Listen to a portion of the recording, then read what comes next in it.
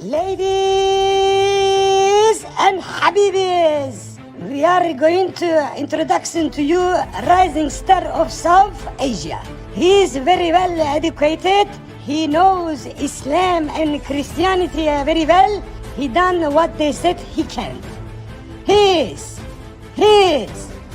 Doctor. Alhamdulillah. Wait a minute, what are you doing, Zakir? You come out, it's not you. Habibi, take him out. Sorry, there was some problem. He's Adam Zakir. Hello everyone. This is your favorite Murtid. Salamul Masih. Peace of Christ be with each and every one of you. I hope you guys are having fun. And hello, welcome everyone back to our live stream. I hope you guys had some nice time in the last few days before we last met. Sunday, you must have enjoyed my session with Robert Spencer on his latest book, The Critical Muhammad's Biography. I hope you guys have enjoyed it. If you haven't enjoyed it, man, you gotta go and watch it. That happened this Sunday. And thank you so very much for being here, everyone. Salam Aaron, long time. Welcome back, sister. Viger, thank you. Sam John, thank you. Neha, Sheza, Bob, CGDT, welcome everyone. David, all the regulars are already here. So, guys, please do like and share because we are going to do a second session with Saint Murad. A few months ago, we did a session with Saint Murad and where he explained some of the stuff to us. And then he explained that he was doing a Quran translation and he explained some of the sin narrative to all of us, like 10 of the sin narrative. So today he's going to explain a little bit more about all of these things. So please, if you liked the last session with Saint Murad, then today's stream, you will definitely love it. So without any delay, let me invite our favorite friend, Saint Murad. Welcome, Mr. Murad. How are you doing? Hello, Adam. It's always great to be with you. And let me tell you this time, Namaste Baha'i. You Oh, see, I you're only know these learning two Hindi, words. man. Yeah, I only know these two words plus the word Bahan. So maybe next time I will learn a few words. So you'll Even, you'll have to yeah. say Namaste Bhai and Bhan. So Bhai means brothers, Bhan means sister. So you have to add both of them then. Yeah, Namaste, my Baha'i, and my Bahan. Awesome. Now you're right on spot. Good job. All right, sir. So we have already seen your last stream. You did it over here where you showed us some issues with the sin narrative. And today you want to expose the sin narrative in detail for your next Quran translation, which you have already done it. So, what would you like to say to begin with before you open your presentation? Yeah, the sin is the standard Islamic narrative. And this like this term, it could mean a lot of things. Some people think just the Quran exegesis, others think just the Hadith. Well, I say that the standard narrative is probably all of Islam except the Quran. Why is that? That's what I will explain in this presentation. And the standard narrative, as Yasser Qadi said, it has holes in it. And these holes, of course, corrupt Quran translations and corrupt the whole understanding or interpretation of how Islam actually began. This sin covering ruined the reality of how Islam began because maybe it started as a Christian heresy, maybe it started as a sect of Jews who were heretics also. All of this stuff you will never get because you have the sin. They put Muhammad in a faraway land, which is a virgin land, which no one ever touched, no one ever saw, so that they could create the story from scratch. This is the sin, you see? Oh, interesting. Yes, you explained some of the sin last time. when you exposed maybe 10 different aspect or 10 different sin narratives. So it was a wonderful stream. We all enjoyed it. I am eager to learn more today. So the mic is yours, the stage is yours. And friends who are watching us live, guys, come on, please like and share the video with as many people as you can. Now is the time. Share, share, share, share. Send it to everyone because this is going to have some fun. All right, there we go. You see the presentation, right? Absolutely, sir. Okay. So the standard Islamic narrative, or hoax as I call it, what is the standard Islamic narrative? It is the exegesis of the Quran, it is the hadith, the biography of Muhammad, Asbab al-Nuzul or reasons of dissension, fraudulently translated as why was this verse revealed, Mecca and Medina phases. The question is this stuff valid to crack the Quran? If you want to really know where the Quran came from, because the Quran is a very obscure book, very strange and weird book. A Persian Quran? If I were to give you a Spanish book and ask you to explain it in detail, do you think it would be a good idea to ask someone who knows Spanish? This question is for you, Adam. Do you think it would be a good idea? Yeah, if it is a Spanish book, then as a Spanish, then yes. Then why, when it comes to the Quran, you ask someone who does not know Arabic, or at least he's not very fluent in Arabic? I'm talking about Al Tabari, Al Baghawi, etc. These people, they were Persians. They didn't know proper Arabic. Most of Ouch. them were Persians who didn't speak Arabic well. This is why the exegesis of the Quran is laughable. Back in 2020, I made a video with my friend Mel proving that the Umayyads and the Abbasids might have been from Central Asia, and it is also very clear from all the drawings that they have of early Muslims. Even if you look at Saladin or Salahuddin, as they say in Arabic, his very first coin, he looks like an Asian. So, Oh, interesting. yeah, what do you think so far? Interesting, very interesting.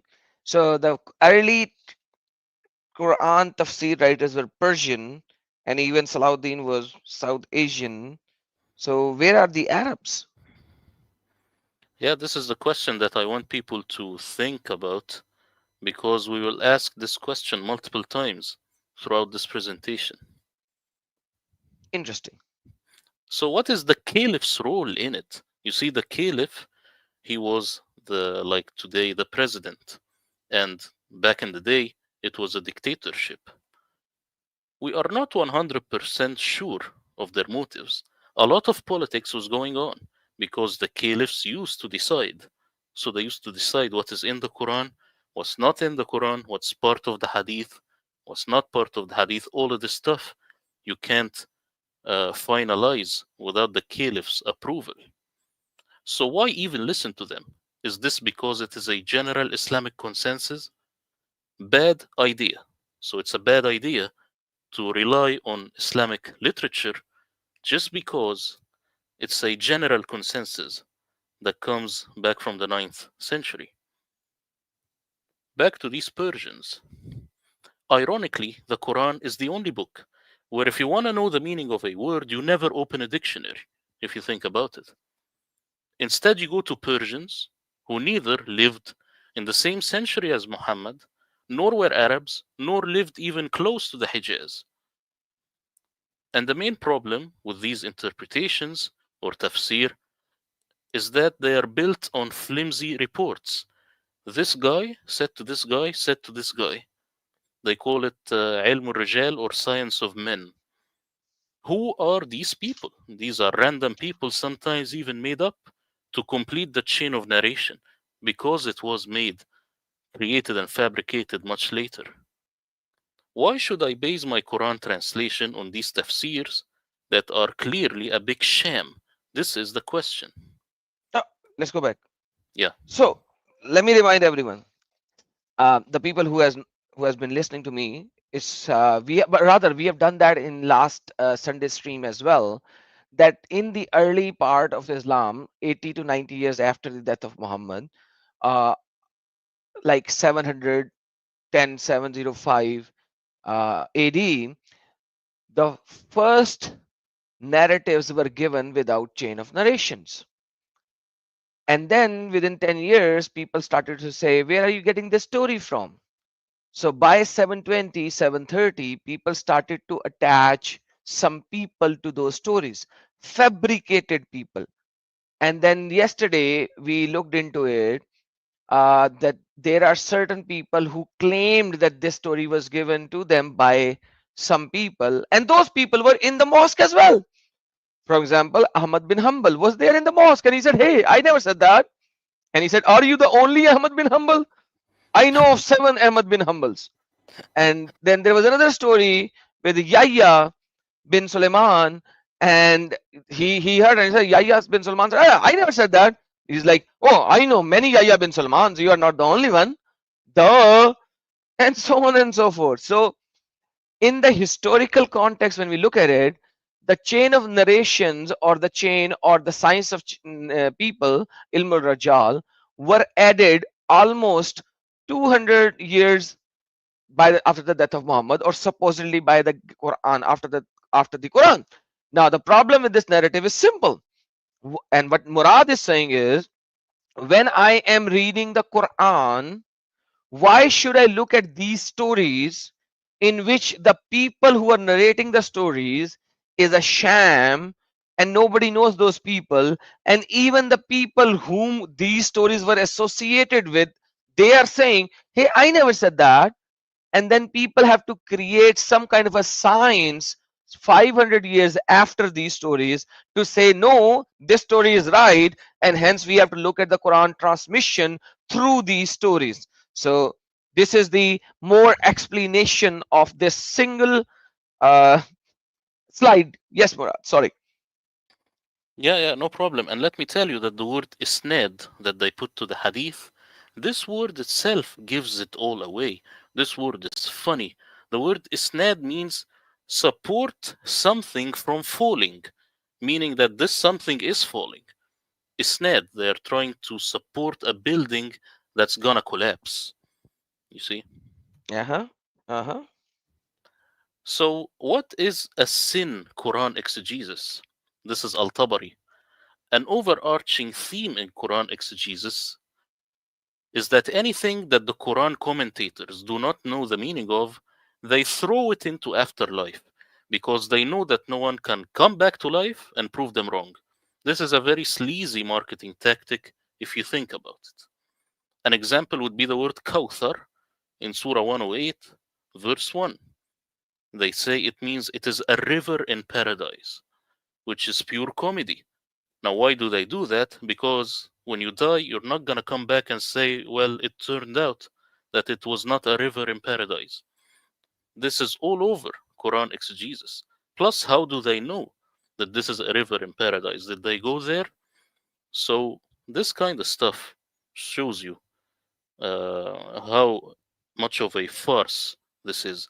And also, the word Kawthar, it could mean an abundance in children for Muhammad. This is another explanation. It shows you how far off, how wrong these people are.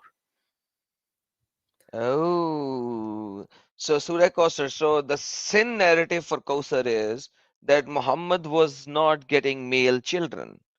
And Allah says, Inna a'tayna kal Kausar. I am going to give you Kausar.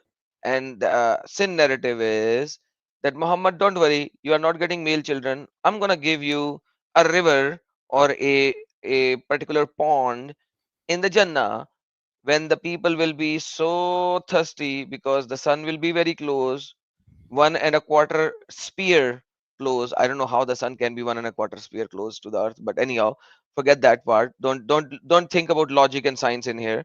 The narrative is that the sun will be so close and people will be so hot that they want to drink water, and supposedly Muhammad is going to give them water from that hose, from that pond which is called Kausar, and they will never feel thirst again. So you are saying Kausar means something else. Interesting. Interesting. Yeah, the word Kawthar is not Arabic. So when you look at the work of Christoph Luxemburg, when he looks at the Syrio-Aramaic layers of the Quran, you will find that this word is actually Syriac, but you will have to remove one dot. When they put the Arabic, they ruined it. So it will be Kuttar. Kuttar would be an abundance, but in time, not an abundance in children. And this is meant for the monks, Christian monks. They had this abundance in prayer and in time. You see, so So instead of this three is the dots, somebody should have put two dots in because the dots were yeah, put on the Quran 200 years after the death of Muhammad, supposedly. So there should be two dots, not three dots. exactly. And this is what goes well with the explanation that the Quran is actually Qiryana, which is the Syriac word for lectionary. And this is, of course, the hypothesis by Christoph Luxemburg, the Syrio Aramaic reading of the Quran. So you see, what I want to say here is that Al Tabari or these people, if they do not know the meaning, they should shut up. So they clearly do not know what these words mean, and they just stuff Muhammad in there when he's not there. Interest, interest. Now, they always say the phrase, the people of knowledge differed about this issue, about everything. Even قُلْ هُوَ اللَّهُ أَحَدٌ, there is a lot of differences. When you ask today's Arabic speaking Muslims, why do Muslim commentators differ about every single issue in the Quran? They will say something along the lines of, this is because of the mercy of Islam. Of course, this is not such. This is because Islamic exegesis is so ignorant about the Quran. Just this reply, at the very least, is stupid, at the very most, is absurd. You see? So the I'm not, mercy of Islam is that people yeah. will not know what the Quran says. All The these mercy of Quran. contradictions all these contradictions are the mercy of Allah. That's what they say, at least in the Arabic speaking world. Maybe they don't say this in English because they will know that they will be laughed at so hard. You see? Unbelievable. Another overarching theme in all these tafseers or exegesis of the Quran is the word Allahu A'lam, meaning Allah is more knowledgeable. By the way, fraudulently translated as Allah knows best. This is wrong. Why do they have this phrase? It is not because they are humble, it is because they really do not know what the Quran is talking about. I mean, picture this. Someone in the street, he could tell you, excuse me, where is the near Starbucks? And you will say, well, basically, there are 9 opinions.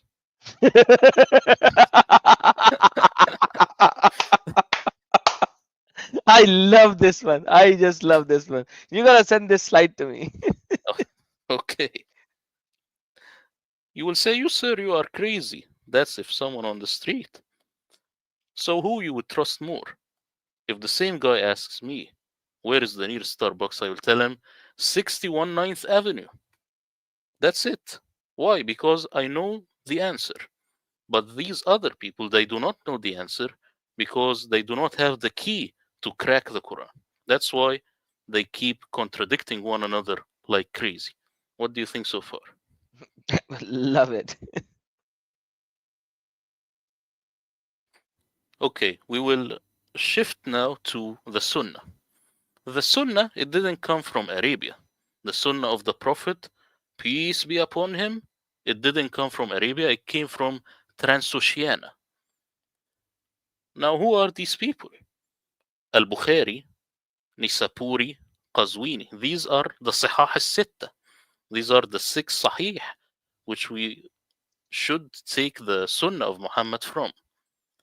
Now, where were these people born? Let's look at these people.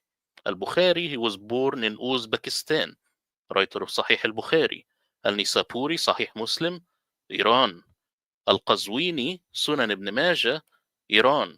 Just his name gives it away. Al Qazwini means the Caspian. He is from the Caspian Sea. This guy is from Nishapur, Iran. Sunan Abi Dawood, Iran. Al Ash'ath, Al Tirmidhi, Uzbekistan. Sunan al-Nasa'i, Turkmenistan. These people, they were born here, not there. Now let's pinpoint them on a map. Uzbekistan, Turkmenistan, Iran. And here is the Caspian Sea of Al-Qazwini. No one is from Arabia.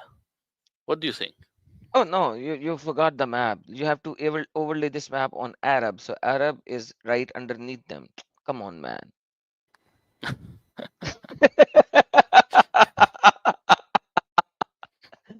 So Yeah, this so is yeah. yeah, This is really stupid, by the way, that every single person, and I was talking about this yesterday with some of the people about the same problem, that none of them are from Makkah, Medina, or anywhere around there. They're all from like hundreds of kilometers away, 600 to 1,200 kilometers away. exactly. Now, also, oral traditions survive at the place it was born in. Like, for example, the indigenous people of America.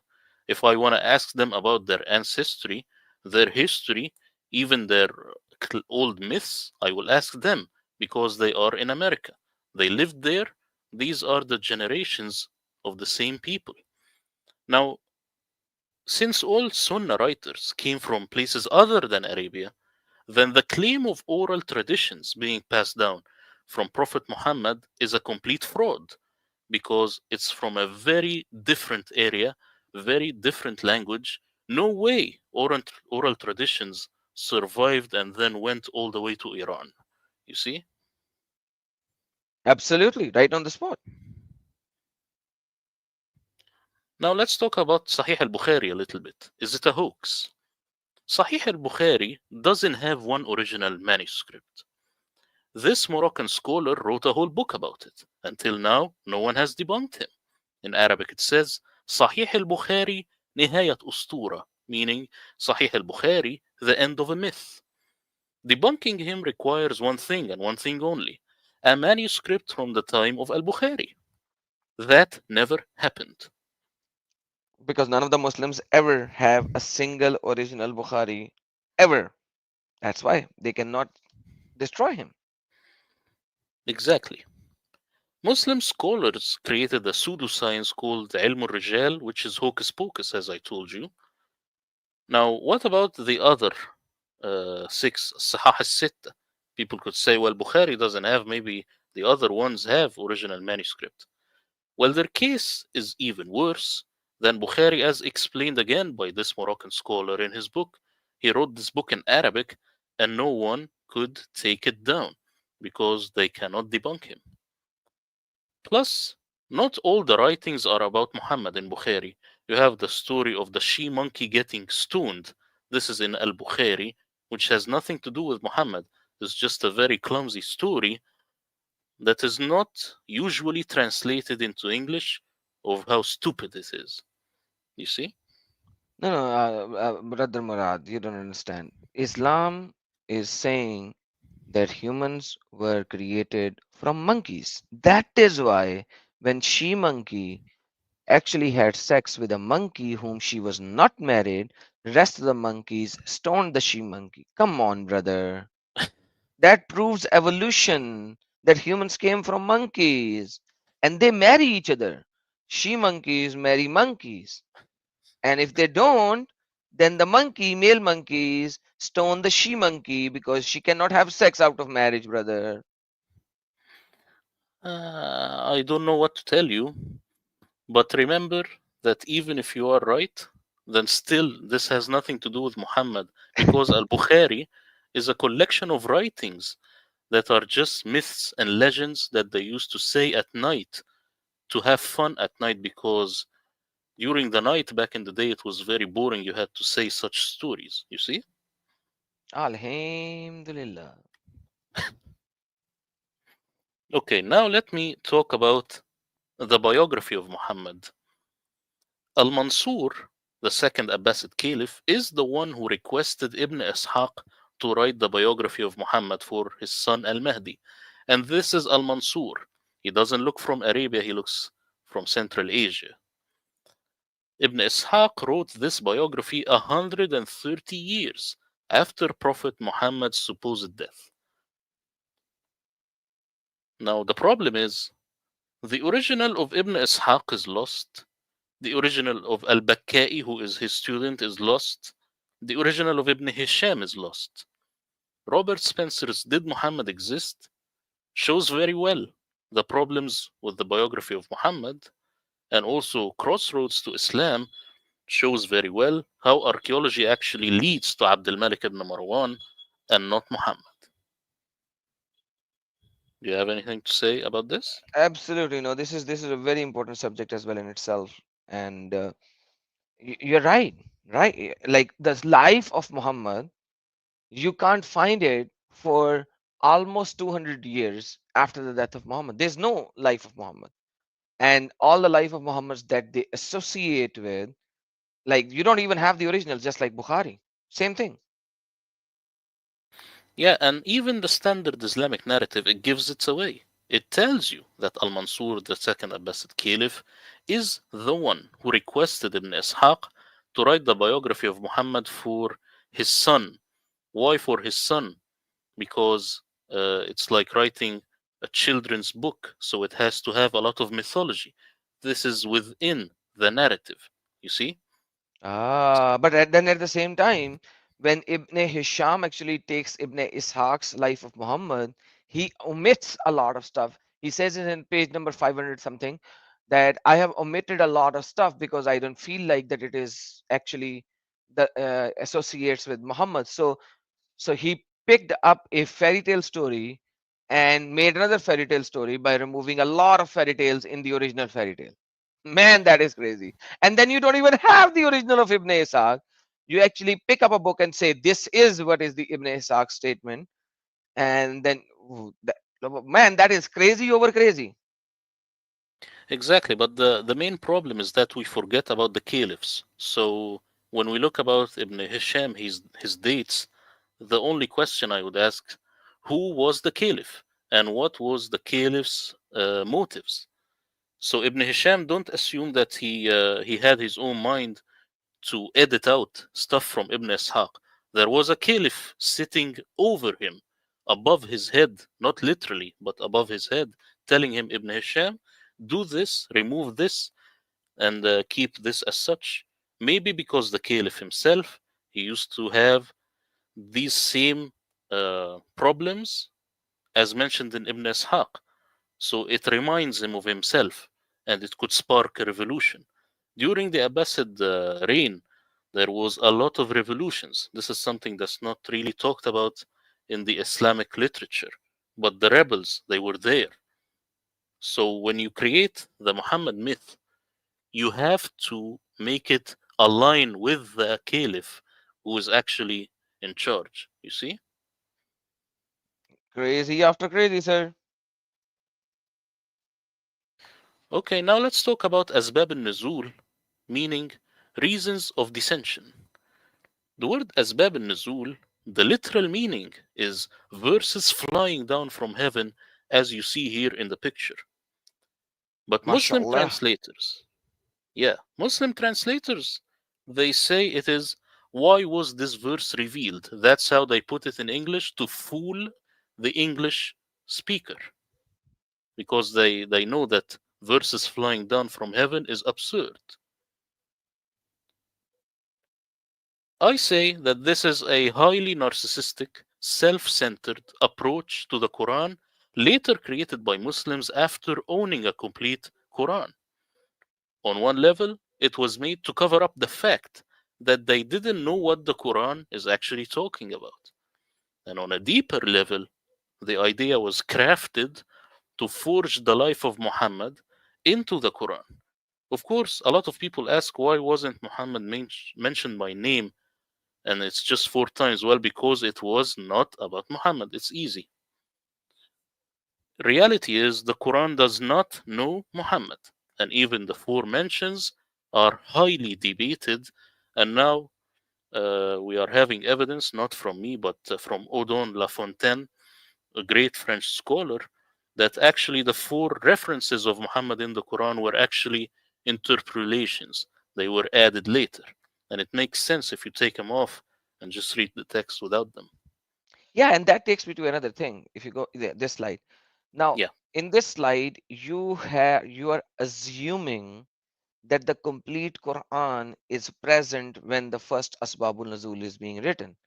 I have an issue saying that as well because the whole Quran wasn't even there for the first Asbabul Nuzul, because some of part of the Quran were created much later, and then the secondary and the tertiary Asbabul Nuzuls will actually take care of those verses, or maybe Asbabul Nuzul might had something for which they created some of the verses of the Quran by themselves later, because the whole Quran you can't even find within 200 years after the death of Muhammad.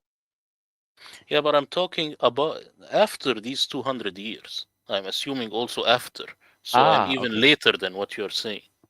got it. Makes sense. Yeah. Okay, what about Mecca and Medina? Or should I say Muhammad and Moses? The Sin Standard Islamic narrative, it claims some verses were revealed in Mecca, some in Medina. Some whole surahs were in Mecca, some were in Medina.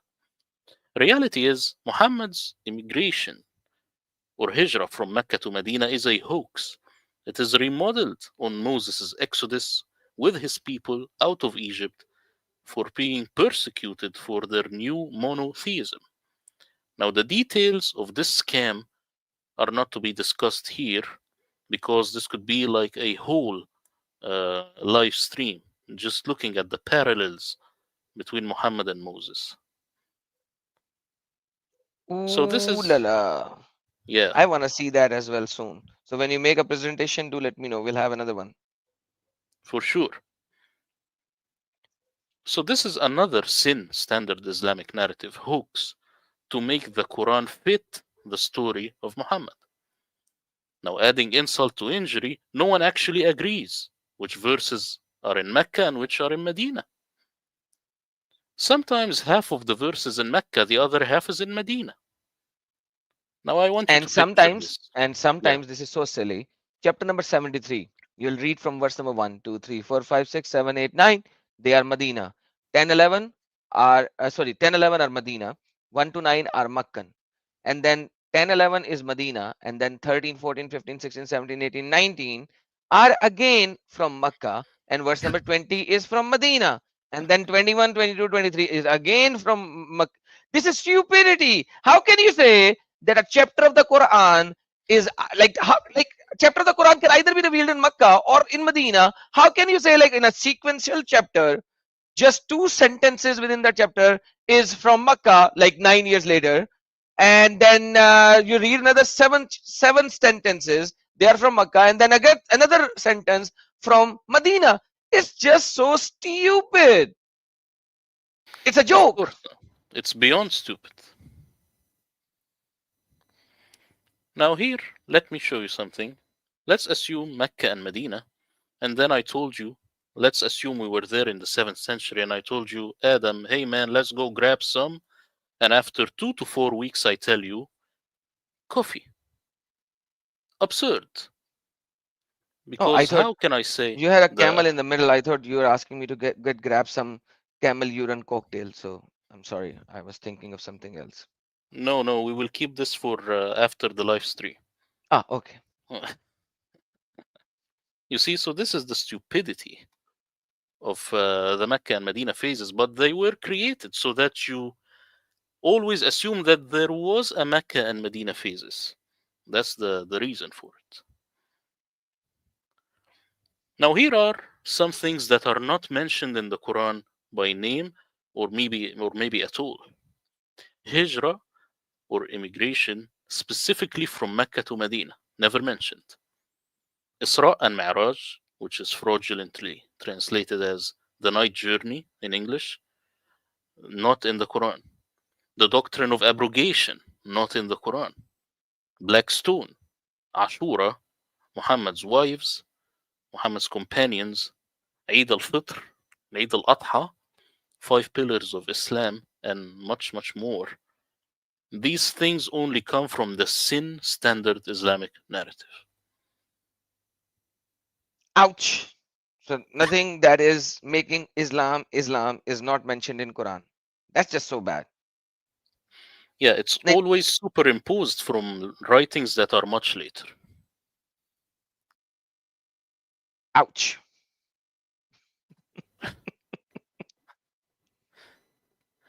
So I say enough is enough. The sin doesn't have holes in it, it's just one big hole. Like Dr. J. Smith always says, you got the wrong man at the wrong place, doing the wrong thing at the wrong time. Even Muslim scholar Yasser Qadi, he acknowledges that the Quran, that the standard narrative has holes in it. Don't worry, I will barbecue the sin on my YouTube channel. So if people are interested, they could just subscribe there at Saint Murad. So the question is, the sin is a hoax? These tools are not valid to crack the Quran. A big chunk of the Quran we can never understand. It is because of these tools. These are the things that hinder the progress. They hinder academic progress. They ruin everything. You see? What do you think so far before going to translations? Right on the spot, brother. Right on the spot. Okay, Muslim and non Muslim Quran translations. The question with the Bible is which translation is better? But with the Quran, which translation is worse? Right? We all know that they are very bad. Which one is worse? Interesting. Nice comment. Quran translations are so bad and so deceptive that they are an online meme. They call it the science of bracketology from all the brackets. Brackets are longer than sentences in Quran translations. Oh, sometimes the brackets are like two lines and the whole line is one line. Exactly, because they fear giving you the Quran without the sin because it will fall. Couldn't agree with you more. So, here, what did these people have next to them as they were translating the Quran? I'm talking about Muslim and non Muslim. They all had the sin next to them. You see? Muslim and non Muslim translators of the Quran is the only book in history in which, if you want to know the meaning of a word, you never open a dictionary, you go to Persians. And Muslim and non Muslim, they both started from Surah 1 but never created their own concordance. It is evident from the lack of consistency in word choice. Hey, Let's look here. Murad, before you go, I'm so Yeah, sorry. I'm gonna steal the screen just for 1 second for one verse. Okay, yeah, one of my beautiful verses. Okay, so you were talking about brackets, and I want to show this. This is Quran, the first chapter. Alif Lam Mim. Forget that. Zalikal Kitabu la rayba fi. Okay, we have an issue in the Sahih International Translation as well, or the Pictal translation. But anyhow, this is the scripture. It's not the right translation, but forget that. Whereof there is no doubt, a guidance unto those who ward of evil. Still, one line of Arabic is giving you one line of English, right? Makes sense? Okay, maybe some people will say this translation is right. Okay, Murad, don't laugh, okay? Don't laugh. yeah. This is the book, the Quran, whereof there is no doubt, a guidance to those who are al muttaqeen, the pious believer of the Islamic monotheism who fear Allah much, abstaining from all kinds of the sin and evil deeds which He has forbidden, bracket close, and love Allah much, bracket start, perform all kinds of good deeds which He has ordained, bigger bracket closed.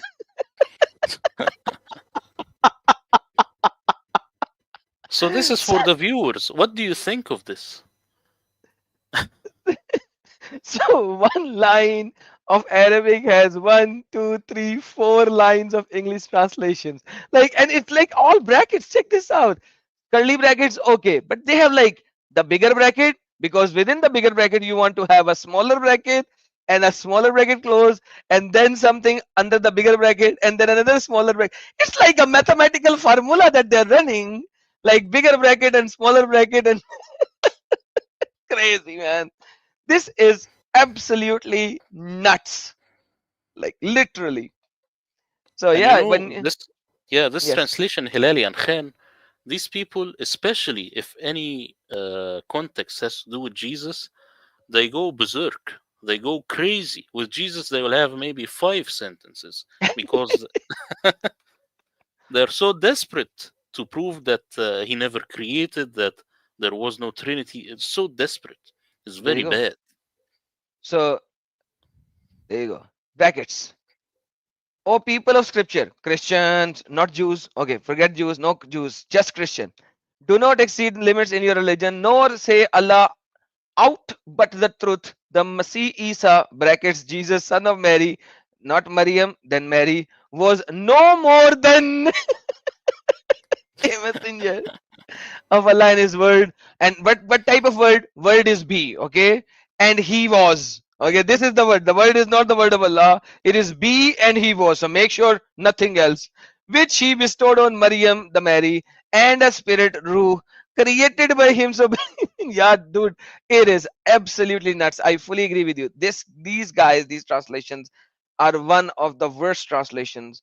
And if you go back to your translation when you said the slide, bracketology, it is a bracketology. It is a stupid bracketology if you see it. So yeah, I agree with you, sir, and I'm sorry I stole your show for a little bit.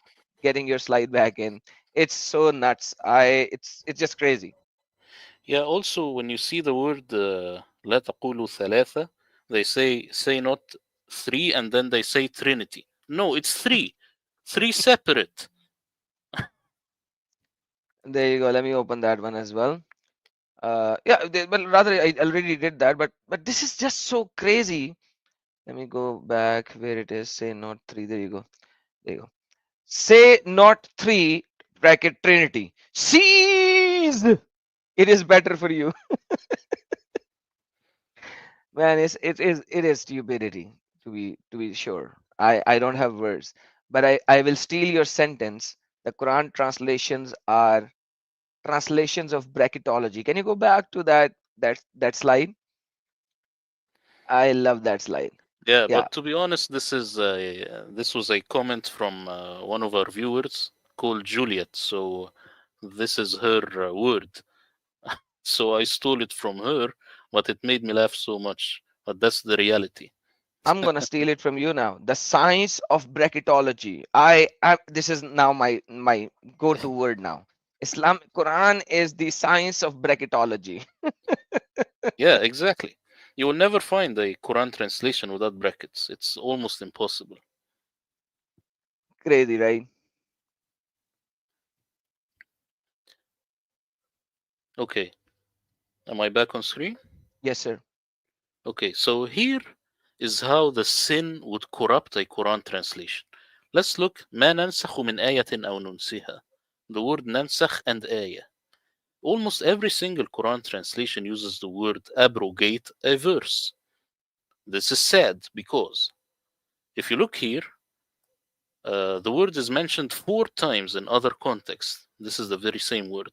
ننسخ, نسختها, ينسخ, نستنسخ. The Arabic word nasakha has a common theme in all these contexts, and it's not abrogate. Do they know the common theme? No, they don't. Let's look here. Nansakh and ayah. You have Usama's translation, and you have Robert, and you have Sahih International. They say abrogate, all of them, and they say verse or revelation, all of them. Do you see any difference between Muslim and non Muslim translations here? And of course, as you know, how much I respect and love Osama and Robert, this has nothing to do with it. This is just that they used the sin understanding of the verse. So do you see any difference here? Nope.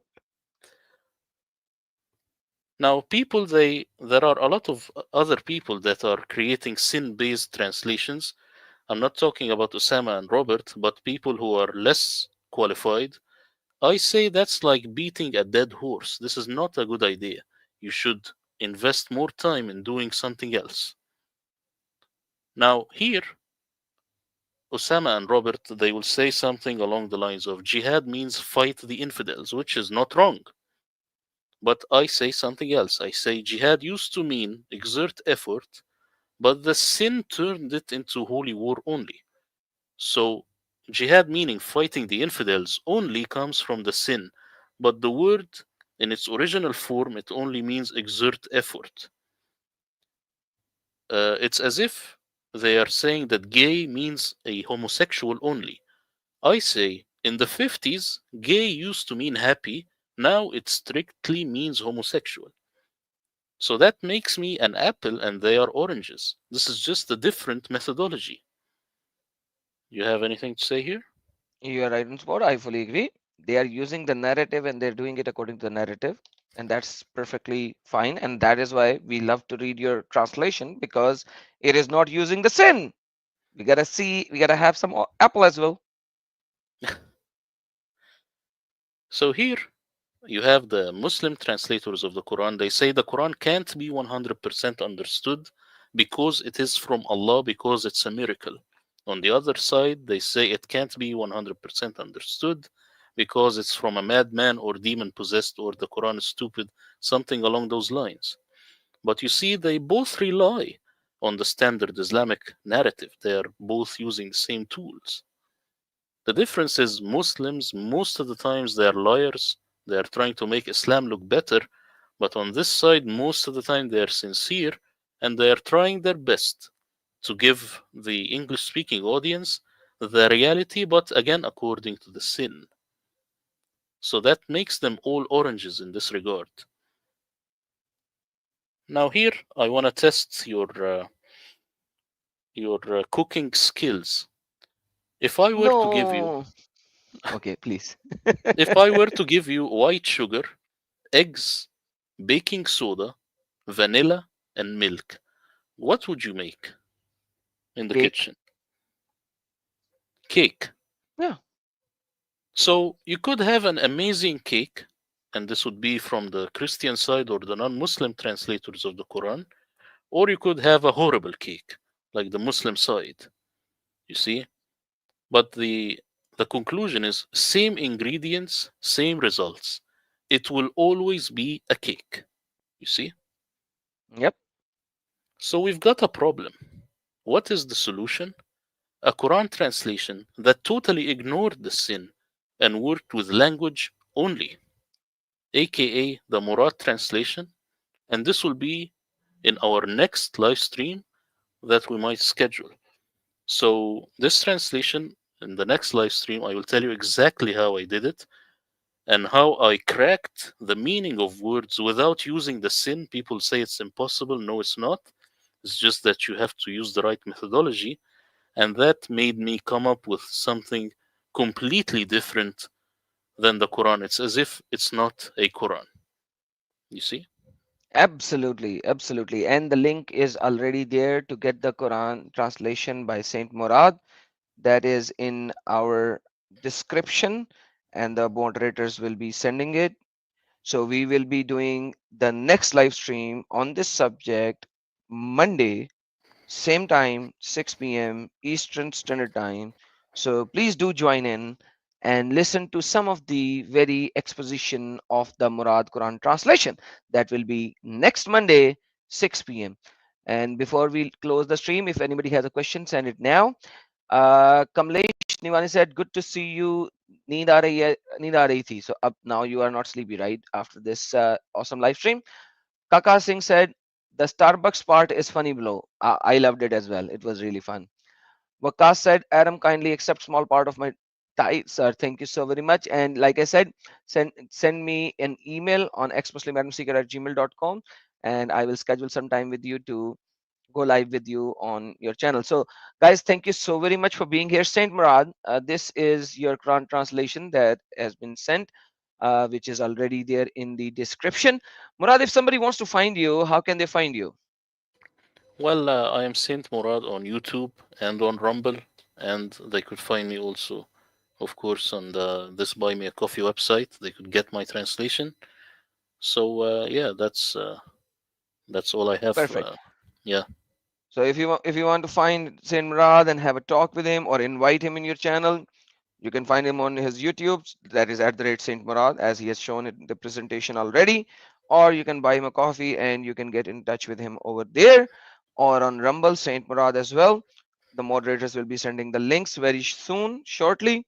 So with that being said, uh, what would you like to say, Saint Murad, at the end? Because yes, we have been going through sin narrative. I have been going through sin narrative with the Muslims already, but recently this is the second video, and somehow it become a coincidence because I did the video on uh, Sunday with Robert Spencer, and then I'm doing another one with you, which are now showing that there was no Muhammad. It was all a hoax, and everything is just a build-up mythology to fit Muhammad in and then sin narrative into this. And the whole narrative was established almost 200 years later, or even further later into the game. So, what would you like to say to the Muslims who are saying, nah, you are wrong, you're a liar, and all these blah, blah, blah, blah, blah? What would you like to say to them before we close the stream? Well, I have a very depressing answer, but it's that really I do not think about how to counter their arguments. Because if I do so, it's really going to hinder progress. Because I know that deep inside, they're just, like if someone is throwing banana peels on the floor so that you slip, they just want you to slip. They hate you so much that they just want to make you slip, and that's it. They don't really want to engage, they're not genuine about it. So that's why I rarely have debates with Muslims. I rarely even reply to comments on the videos. It's just gonna take a lot of time, and they are just here to divide and conquer. This is the reality of the situation. But also, I want to tell you something that will be a surprise. In my Quran translation, it doesn't say the word swine or pork. So Muslims, they're allowed to eat pork as through my translation, because I looked into it in the Arabic dictionary, and I checked with the grammar, and I see that this was a fatal error, you see. So it Ouch. has Can they actually have alcohol? no alcohol, no. So they can But still not have alcohol, but they can have swine. But Muslims nowadays, when we see, they do drink alcohol, but they don't eat swine. So it's kind of opposite what you are saying. yeah, but Ouch. the word khanzir in Arabic, it could mean two things. It's not necessarily the pork, because even in the Arabic it says lahmul khanzir, the flesh of swine. Well, what about the fat of swine? Can I have the fat without the flesh? No. The Quran is saying something different. It's not talking about a pork or a pig whatsoever. You see? Oh, interesting, interesting. All right, Also, in that is my very interesting. So this means that next Monday yeah, we're going to have some fun. So guys, you have some snippet of what is going to come in next Monday. So do tune in. I'm going to schedule it in a day or two. So do to tune in and click on the notification button so that you will be notified. Join in next Monday, 6 p.m. In the meantime, on Wednesday, 6 p.m., I'm going to have a discussion with Jay and Daughter of Christ on the word Saleh, and we will see the word Saleh on Wednesday according to Sin narrative, and then we will see the word Saleh from Saint Murad as well on Monday. So enjoy and have fun. Thank you so very much for being here, Saint Murad. Last words before we close the stream, sir. last word is that if you do not attend this upcoming live stream, you're gonna miss a lot of surprises that you will not get from anyone else. So you should like the videos, you should share, and please get my translation now, because in the next live stream, I wanna give you a test. I wanna see who actually read it, and it's gonna be a fun quiz. So that's all, and back to you, Adam. Ouch. So guys, are you ready for test? Let's see. Thank you so very much. Have a blessed day, evening or night, wherever you are. We'll see you on Wednesday, and then with Murad, I'll see you on next Monday. Same time on dark time. Take care. Yeshua Akbarul Azim.